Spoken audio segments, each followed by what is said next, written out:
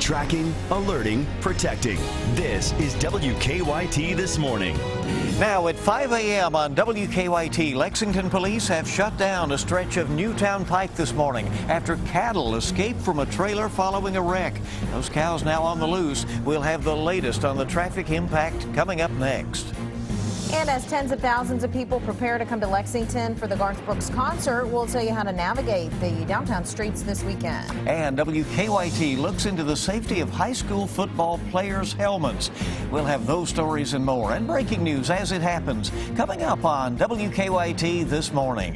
It's Friday, and it's Halloween. Good morning and welcome. It's good to have you with us. I'm Bill Bryant. And I'm Rebecca Smith. Hope your morning's not off to too scary of a start. The weather, however, this weekend could be kind of tricky. Yeah, I think later on today we really see some changes that I don't know if anybody's ready for. Let's check in with meteorologist Micah Harris. This is a WKYT First Alert Severe Weather Day. You know, every time I put on a post on Facebook or Twitter, there's always one or two that's really excited about the snow. So there is somebody excited about it, but most of us not ready for it. It's too early. But right now, we're just seeing some rain, and a lot of that funneling down toward the southeast. So southeastern zones heads up. You'll be seeing this coming through the bluegrass here in the next couple of hours.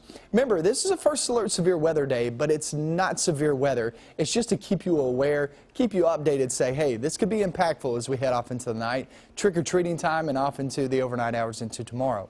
30s and 40s outside. It's a chilly start, and it's going to be a chilly day. Rainy, windy, got a little chill to it, but you see toward 5 p.m. still rain. Now, as we go into the night, that's going to be a different story, and I'll really break down that forecast hour by hour coming up. Okay, see you then. Here's the latest from WKYT News. We begin with the traffic alert this morning. Newtown Pike from Citation to New Circle is shut down. Several cattle broke loose after a wreck involving a cattle trailer and a UPS truck. WKYT's Whitney Wetzel is live from the scene of the accident.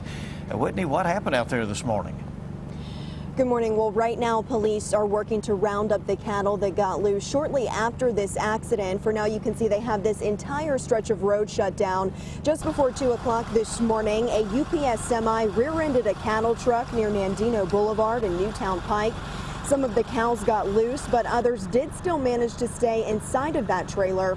One person in the UPS truck was taken to the hospital with only minor injuries.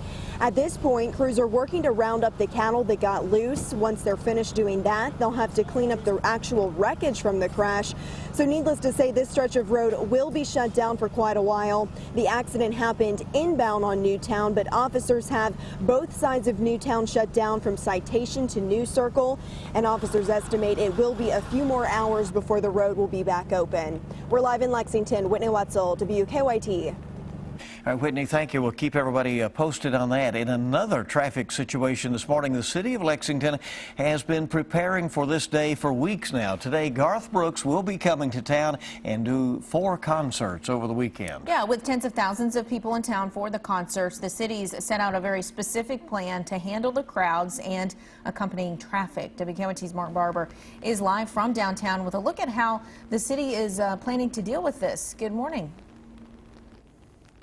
Good morning, Bill and Rebecca. Garth Brooks' 4 big shows are expected to bring 80,000 people downtown.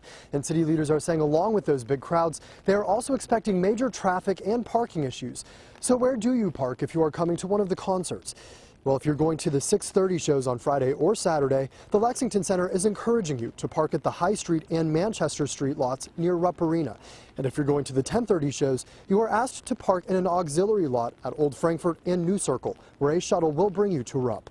Now, city leaders say that these concerts could present more traffic trouble than basketball games or other downtown events because there's only a 2-hour window between shows.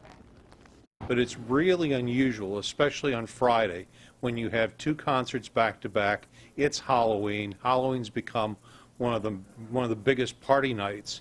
So you take all 3 of those events, put them together, and we really need people to pay attention. Now, city leaders are asking people who work downtown to leave the area by 5 o'clock this evening. They are also asking people who plan to come to one of the concerts to plan ahead and leave plenty of time for themselves on the road. Live in Lexington, Mark Barber, WKYT. In honor of the concert, one Lexington restaurant's offering a special promotion. Bourbon and Toulouse in Chevy Chase is offering specials if you dress up for Halloween. If you wear a costume, you get 20% knocked off your order.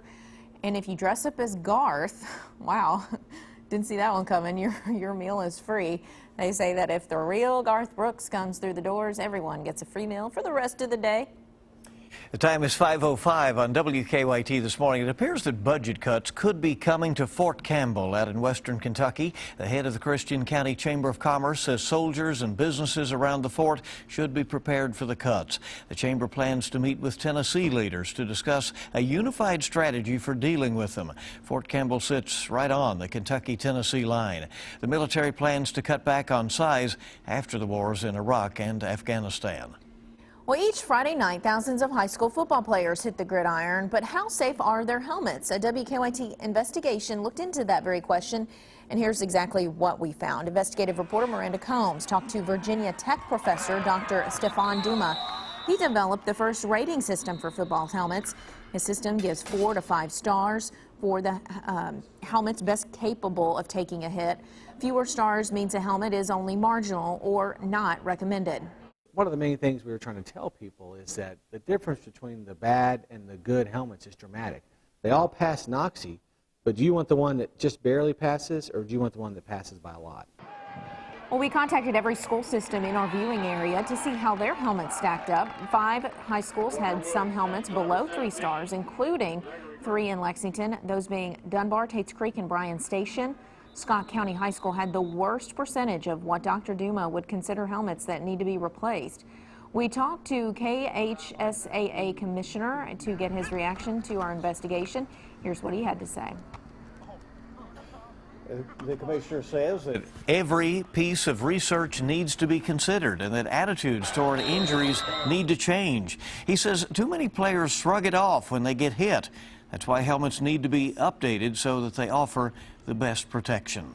You really need to be constantly looking at them and not just sticking them on a shelf, wait until next year in the spring and issue them for spring practice. It's got to be an active process. Tackett also says that while helmets help, there is no true way to prevent a concussion. And when asked about Scott County's poor ratings, according to the study, Tackett says it's definitely something the high school needs to pay attention to, but he isn't sure how much emphasis should be put on those ratings.